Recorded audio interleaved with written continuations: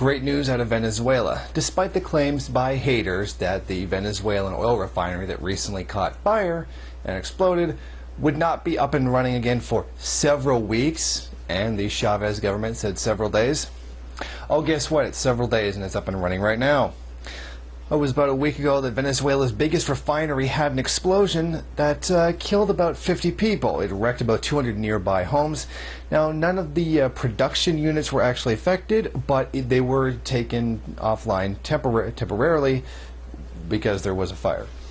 Now, firefighters battled for days to put out the burning storage tanks, and now this facility is now back up and it's producing 160,000 barrels of oil per day. Now, this is Venezuela's largest oil refinery facility. It's naphtha and kerosene, which have a combined capacity of about 58,000 barrels per day, is also up and operating normally.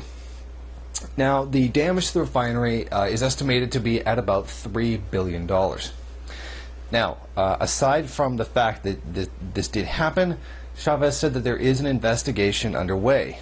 Now, the opposition parties who are taking full advantage of this, because, of course, the election in Venezuela is coming up, are saying that this is because of improper funding or improper government investment in maintenance. However, many other people have different opinions about what caused this. Many suspect this to have actually been sabotage, and one writer in Venezuela did put forward a few pretty good arguments as to why that's so. Louis Vincent Leon and Oscar Schemmel of the private Venezuelan polling firms Dataanalysis and Hinterlaces, respectively, despite being opposition supporters, have said in the last few months that Chavez's victory in the presidential elections on the 7th of October would only be reverted by catastrophic, extraordinary events that generate collective commotion and politically affect Chavez. An amateur with a professional camera at 2 a.m. on the night of the explosion was alone in the surrounds of the Maoist refinery. Unusual because people don't pass through there, and he captured the first explosion, which was broadcast exclusively on Globovision, a pro-opposition TV channel, in record time.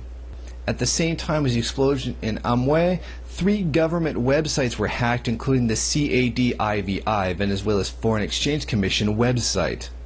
The death of 16 members of the National Guard, if well observed, aren't explained in the media. The presence of 16 National Guard members at the refinery at the time isn't explained, and the reason the National Guard victims of the tragedy stayed up overnight in the refinery's guard command was to guard the installations, given that an important number of sabotages in the refinery have been reported and denounced in recent years.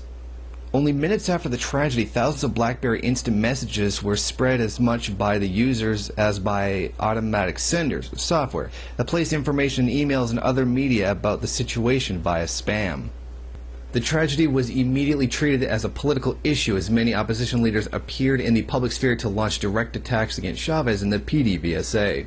The portrayal of the events on an international scale is unprecedented. On a few occasions has this type of coverage been seen for events like this. A few hours after the tragedy, BlackBerry instant messages and information circulated in media and social networks that generated uncertainty over the availability of fuel. People were incited to head en masse to fill up their tanks, and the lack of supply is spoken of openly. This looks like a strategy to generate chaos, and call for calm has been issued, as the country has other refineries and a good reserve of fuel stores.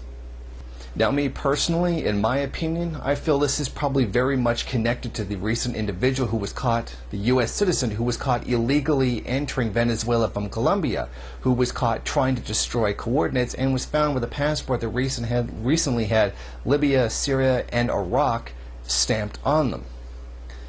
There's no definitive proof right away that there is any indication of sabotage, but I think the timing of this, the individual being caught, and the evidence presented by this particular journalist seem to indicate that there is quite possibly some kind of sabotage, some kind of conspiracy to try to destabilize the Chavez government and reverse the gains of the Bolivarian Revolution.